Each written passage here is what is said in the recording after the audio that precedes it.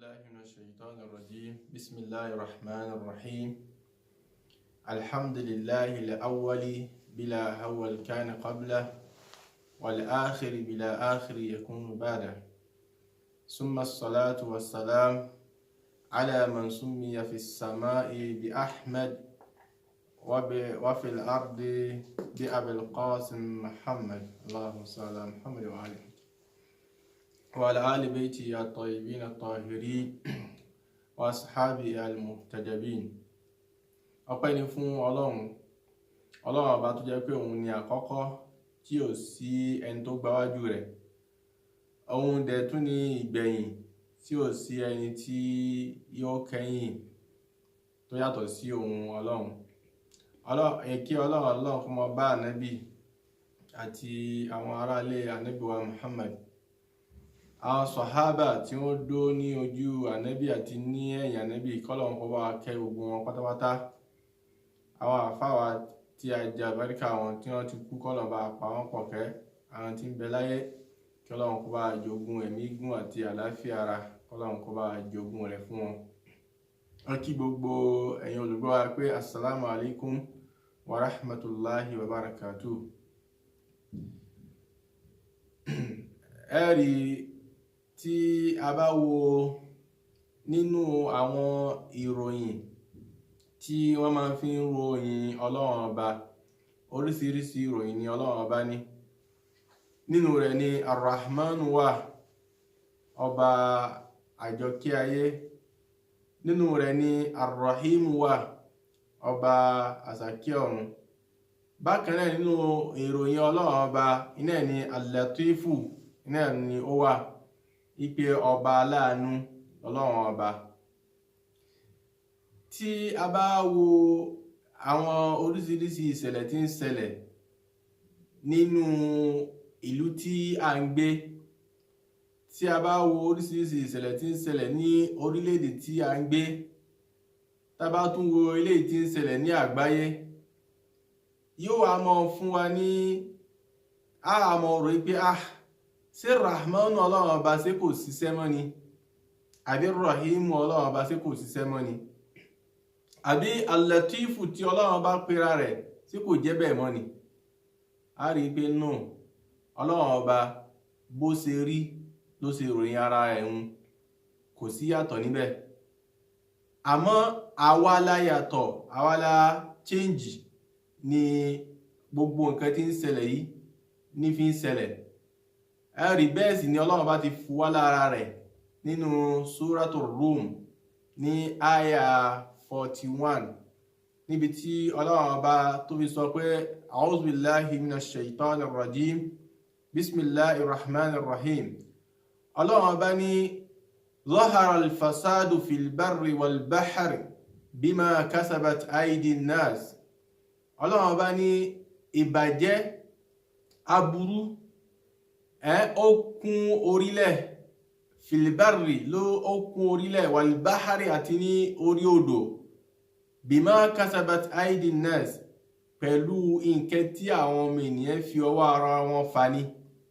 Gbogbo aburú tí ń ṣẹlẹ̀ lórílẹ̀ ní àsìkò tá a wà yìí, gbogbo èyàn yẹn àfọwọ́fà àwọn ọmọ ènìyàn ni. Ìmọ̀ ta ẹ̀jẹ̀ sílẹ̀, ìmọ̀ ṣàbòsí fúnra ẹni, àfọwọ́fà ara wa ni. Ẹtún wo eléyìí tí ń ṣẹlẹ̀ ní àsìkò tí a wà yìí, tó jẹ́ pé gbogbo wa a lè rìn bó ṣe yẹ ká rìn mọ́. Ẹ jẹ́ á wo ọdún méjì sẹ́yìn àbí ọdún kan sẹ́yìn sí àsìkò tá a wà yìí, ṣé bá a ṣe ń ṣe la ṣe ń ṣe? A lè ṣe bẹ́ẹ̀ mọ́. Kí ló fà á? Òun náà ni coronavirus COVID-19 tí ń bẹ ní àsìkò tá a wà yìí. A lè jẹun mọ́ níta, a lè dì mọ́ yẹn mọ́, a lè ṣe bá a ṣe ń ṣe mọ́. So aburú kan tó tún wà ní àsìkò tá a wà yìí ni ìfonúfòyà kan tí ń bẹ ní àsìkò tá a wà yìí ni. Kí ló fà á? Bima kasabat aydin nas, àfọwọ́fà ara wa náà ni ló fà kí gbogbo kíní fi ń ṣẹlẹ̀. Ọlọ́run ọba kàn tí ó sọ fún wa, ó ní liyudhiqahum ba'da ma 'amilu. Ọlọ́run ọba ó wá látara ìṣesí àti ìwà bàjẹ́ tó tọwọ́ àwọn ọmọ ènìyàn jáde, lọ́lọ́run ọba fi mọ́ fi ìyà tí kíni ló fi mọ́ fi jẹ wá. Àmọ́ ìyà tọ́lọ́run bá fi ń jẹ wá yìí o, la'allahum yarji'un, ó ṣeéṣe kí a lè padà ni, ká lè ṣẹ́rí padà ni, àfi ká ṣẹ́rí padà lọ sí ọ̀dọ̀ Ọlọ́run ọba ká bá lè nífọ̀kànbalẹ̀ ní orílẹ̀ ayé tá a wà yìí, ká bá lè nífọ̀kànbalẹ̀ láàrin fámílì, ká bá lè nífọ̀kànbalẹ̀ láàrin ìlú, ká bá lè nífọ̀kànbalẹ̀ ní orílẹ̀-èdè, ká bá lè nífọ̀kànbalẹ̀ ní gbogbo àgbáyé, àfi ká ṣẹ́rí padà lọ sí ọ̀dọ̀ Ọlọ́run ọba. Ọ̀nà ìgbàwo láàgbà ṣẹ́rí padà lọ sí ọ̀dọ̀ Ọlọ́run ọba?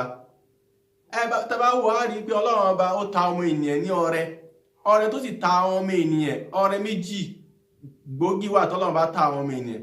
Àkọ́kọ́ ń bẹ ni pé Ọlọ́run bá bùn àwọn ọmọ ènìyàn ní làákàyè. Ẹ rí nínú ẹ̀dá tí Ọlọ́run bá dá, Ọlọ́run bá ẹ̀dá mẹ́rin kan wà tó pé Ọlọ́run bá dá. Àkọ́kọ́ ń bẹ ni pé wọ́n ń pè wọ́n ní aljamadat, àwọn nǹkan gbọ́rọ̀ gidi bí òkúta, bí igi, gbogbo àwọn kìíní jamadat ni wọ́n ò lẹ́mìí, àwọn nǹkan tí ò lẹ́mìí. So àwọn ò ní kò sí nǹkan kan fún wọn, kò sí fílì bó bá gba, kò sí nǹkan tí ó ṣe. Ẹlẹ́ẹ̀kejì ń bẹ náà ẹ̀dá tọ́lọ́run bá dá ni pé annabatat, àwọn nǹkan oko. Ẹ rí àwọn eléyìí sì àwọn ọmọ ń dàgbà, òkúta ojú kẹtẹ bá gbé sí kò níbi kẹtí lọ, ojú kẹtẹ ni ó wà. Àmọ́ ẹ̀dá àwọn nǹkan oko yìí àwọn ọmọ ní ìdàgbàsókè. So ìran ẹlẹ́ẹ̀kẹta inú ẹ̀dá tọ́lọ́run bá dá òun náà ni ayawanet, àwọn ẹranko òun náà mọ́ ń dàgbà, àmọ́ òun tún máa ń feel, ó ní feelings. So ẹlẹ́ẹ̀kẹrin bẹ́ẹ̀ ni àwọn ọmọ ènìyàn gbogbo nǹkan tí Ọlọ́run bá bùn gbogbo àwọn ẹ̀dá tọ́lọ́run bá dá ló wá bùn wa, ló kó sí wa lára pẹ̀lú kíni, pẹ̀lú làákàyè tí Ọlọ́run bá fún wa, àwọn tó wá fi làákàyè jù wọ́n lọ. Ẹranko àwọn náà ní feelings, a sì ní dàgbàsókè, àwọn tó wá ń làákàyè. So làákàyè tọ́lọ́run bá bùn wa òun ló jẹ́ ká yàtọ̀ sí gbogbo ẹ̀dá tí Ọlọ́run bá dá. Àkọ́kọ́ ìbùn tọ́lọ́run bá bùn wa nìyí. Ẹ̀kejì nínú ìbùn tọ́lọ́run bá bùn wa ni pé Ọlọ́run bá ó wá rán àwọn òjíṣẹ́ wá sí orílẹ̀ ayé, látorí ànábì wa Adam tí tó fi dé orí wa ànábì wa Muhammad sallallahu alaihi wa sallam. Ọlọ́run bá rán òjíṣẹ́ wá sórílẹ̀. Kí ló fà ní pé láti máa fi àwọn èèyàn mọ̀nà ni Ọlọ́run bá fi rán àwọn òjíṣẹ́ wá. Ẹ wá rí ànábì wa Muhammad tọ́lọ́run bá tó rán wá, àánú kọ́lọ̀ ìbá jẹ́ àánú fún wa lára lútfù Ọlọ́run ọba lọ́wọ́ fi rán ànábì wa Muhammad wá. So ìgbà tọ́lọ́run bá rán ànábì wa Muhammad wá bá kò wá dáadáa rẹ̀ kò fi kalẹ̀, Ọlọ́run bá tó wá fún ní tírà. Inú tírà yìí òun ní àwọn jẹ́ ìwé òfin fún àwọn ọmọ ènìyàn. Oríṣiríṣi òfin l'Ọlọ́run bá kó sí inú tírà yìí. Gbogbo òfin qawaidul hayat, àwọn òfin bá ṣe máa ń gbé ayé, òfin bá ṣe máa bá ara wa ṣe láàrin wa àtọlọ́run, láàrin wa àtẹbí, láàrin wa àti àwọn ìlú, láàrin ọ̀gá àtọmọṣẹ́, láàrin ọkọ àtaya, gbogbo ẹ̀yẹ́yẹ́ l'Ọlọ́run bá kó sí inú Al-Qur'ani yìí, tó jẹ́ pé tá a bá tẹ̀lé gbogbo òfin òun ni ó mọ jẹ́ ìtọ́nisọ́nà fún wa, yóò mọ jẹ́ ká nífọ̀kànbalẹ̀, yóò ní jẹ́ ká dààmú ilé ayé mọ́. Àìtẹ̀lé àwọn òfin yìí ló kọ́ sí gbogbo problem tá a nílé ayé yìí, ló kọ́ sí wàhálà tí a nílé ayé yìí. Àfi kí a padà lọ síbi òfin gẹ́gẹ́ bí Ọlọ́run bá ti parí rẹ̀ nínú àyàtà àkàfún pé la'allahum yarji'un. Ó ṣeéṣe kí ó lè padà lọ síbi òfin tí Ọlọ́run bá là kalẹ̀ fún wa nínú Al-Qur'ani kẹ́ni ká dì mú dáadáa. So àwọn òfin yìí inshallah ní ọ̀sẹ̀ tí ń bọ̀ a mọ̀ bára wa mú ní ọ̀kan òjọ̀kan, a mọ̀ bára wa ṣàlàyé rẹ̀ ní ọ̀kan òjọ̀kan. Òfin wo, àwọn òfin bó ni a sì lè lò ní ìgbésí ayé wa tí ayé wo fi rọrùn. So tó bá di ọ̀sẹ̀ tó ń bọ̀ kí Ọlọ́run kó jẹ́ kí a ju ìgbà náà lọ, kó sì gbà ní ìbádà fún wa. Wassalamu alaikum wa rahmatullahi wa barakatuh.